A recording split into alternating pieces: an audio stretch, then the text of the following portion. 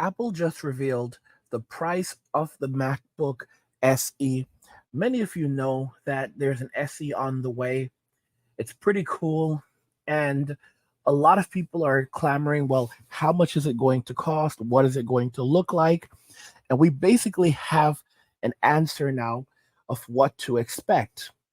Now, the craziest thing about this is that Apple has been very coy with this, actually showing it off in in the wild and revealing the price outright, but many of us failed to actually notice this. This actually follows the pattern that we've seen with previous devices from Apple.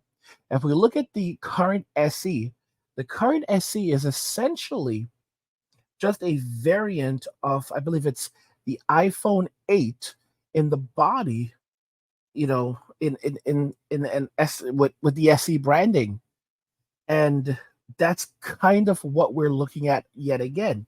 So you're going to say, well, what are you talking about? Well, we're going to show you. So check this out right now. The M1 MacBook Air is now the laptop almost everyone should buy in 2024. And it says, I remember when Apple unveiled the M1 MacBook Air back in 2020, the M series chips were such a breakthrough that they warranted an upgrade for almost anyone with an Intel-based MacBook Air.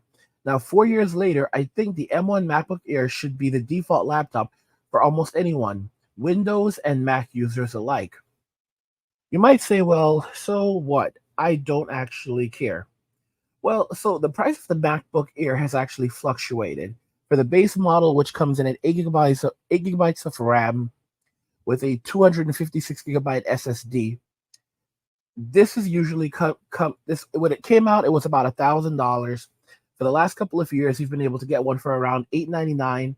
Sometimes they've been on sale, and you've been able to get them for as low as $800. That's been happening at Best Buy a lot, and during Black Friday events and other holiday sales. But that was not necessarily the norm. So while the $799 or even $899 price is still a great deal, it's still a lot for an $800 for an $800 laptop. It's still a lot to pay for a laptop, right? For someone like me and for professionals, though, it's not a lot. And there's a guy on YouTube who basically says, buy it nice or buy it twice. Anyway, you want to know right now what the actual price of the MacBook SE 2024 is going to be. Well, I'll just cut to it. It's going to be $699. Now you're going to say, wait a minute, it says MacBook Air here. Well, here's what ended up happening. So the M1 MacBook Air gets new life and a new price. Last week, Apple and Walmart announced that the retail giant would start selling Macs for the first time ever. Walmart had already sold plenty of Apple products for years, like the iPhone, iPad, and more. But the Mac had remained elusive for anyone wandering around the electronics department searching for Apple computers. Finally, you can buy a Mac through Walmart's website. The company also says it will begin selling the Mac in its physical retail locations as well.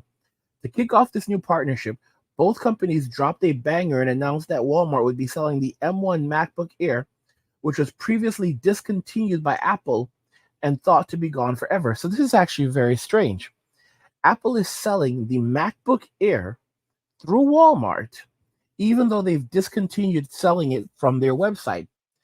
So this tells us if Apple is selling the MacBook Air M1 at Walmart right now through a partnership, this means that the MacBook Air M1 will be supported for many more years. How many? Probably another 5 years. Apple usually supports its products for about 5 to 8 years, but up to 10 years. The MacBook M1 came out back in 2020. We're in 2024, so it's highly likely we'll see as many as 5 years more, but probably a minimum of 4. So it has a lot of life left in it, and this is a huge deal, a very, very huge deal. The fact that they're selling it brand new, these are not used devices, these are not refurbished. They're selling it. Apple is choosing to sell this device through Walmart for $699, and this is the price that they're going at. This tells us what we can expect for the MacBook SE. The MacBook SE will likely be the MacBook Air, simply rebranded, selling at $699. Will they change the design or any factors? Maybe, maybe not. But if you notice, the MacBook Air only has 2 ports on the right side. So it's not like it has a lot going on right there. It's actually a pretty simple design. And this is likely what we're going to see with the MacBook SE 2024. I say 2024 because there will likely be different editions of it. Just like we have the 2020 version of the iPad SE, and then we have the latter versions, we will likely have something very similar with the MacBook SE or MacBook Air SE, whatever they choose to call it. And as we can see here, what's really surprising about the M1 MacBook Air coming to Walmart wasn't even the fact that it was resurrected, but rather the $699 price tag, under $700 for one of the most consequential and popular laptops released in recent memory is such an insane deal. For the price alone, this just became what should be the default choice for most people. Of course, price alone doesn't explain why people should buy the M1 MacBook Air and ignore anything else. What do you actually get for $699 or $649 if you go to Best Buy, which quickly tried to one-up Walmart after its announcement with its own price drop? So I didn't even know this, but as you can see, Best Buy is actually trying to sell this for $649 right now. So this is the price range where we can actually expect the MacBook SE to be sold at, right around $699. It could go as low as $650, but my guess is that the sweet point is going to be right around $699. Apple doesn't make cheap products, and it's something that Apple has emphasized. The iPhone SE is not a cheap device. It's $400. It's about $400 for that device. Apple has made it, and that's not a cheap phone. Apple has made it very clear that they don't make cheap devices. And it's pretty much a solid mid-range device, and that's kind of where this device, the SE, is going to sit. It's going to be a solid mid-range device. The M1 is a proven, tried and true processor. The setup is, and obviously they've been able to lower the price enough in developing this unit because it's using the old body from older MacBooks. So that's an older design. It's a tried and true design, just like they've done with the iPhone SE. So they've been able to reduce the cost so much. This is the price, guys. This is essentially the price that we are looking at for the MacBook SE, and these are going to be very similar specs. So the specs that you see on the MacBook Air are relatively going to be the same specs, very similar specs that you're going to see for the MacBook SE, and the pricing point is going to be right around $700, somewhere between $649 and $700. And there's more to this than the price. A lot of people would look at the MacBook M1 Air and say, why would I buy a 4-year-old laptop? And you would normally be right. However, the game really changed with Apple Silicon coming from the iPhone and iPad to the Mac. The M series chips are incredibly fast and made such a performance jump from their Intel predecessors that even in a 4-year-old body, the M1 MacBook Air still flies for most of the things that people need a laptop for. And guys, I want to point this out because it's very, very important to say this. But the M1s are actually better than the M2s. The M1s actually have a better hard drive. So like the read and write speed are better, evidently. And that makes a big difference in how these devices operate.